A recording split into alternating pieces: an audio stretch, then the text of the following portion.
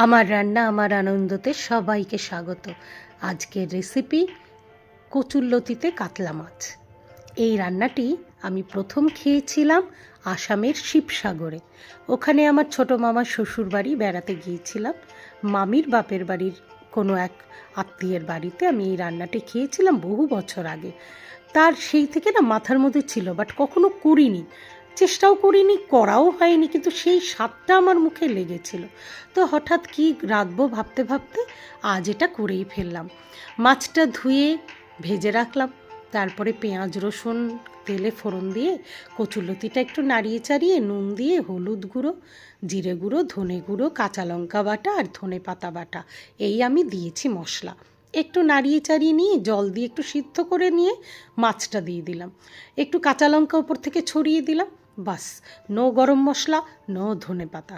ধনে পাতা আমি বাটা দিয়েছি, ওটার একটা আলাদা স্বাদ হয় দেখবে। তো দারুণ খেতে, অবশ্যই বানিয়ে খাবে। আর আমার রেসিপি ভালো লাগলে আমার চ্যানেলটি সাবস্ক্রাইব করে প্রত্যেক রবিবার ভিডিও দেখার জন্য আমন্ত্রণ রইল।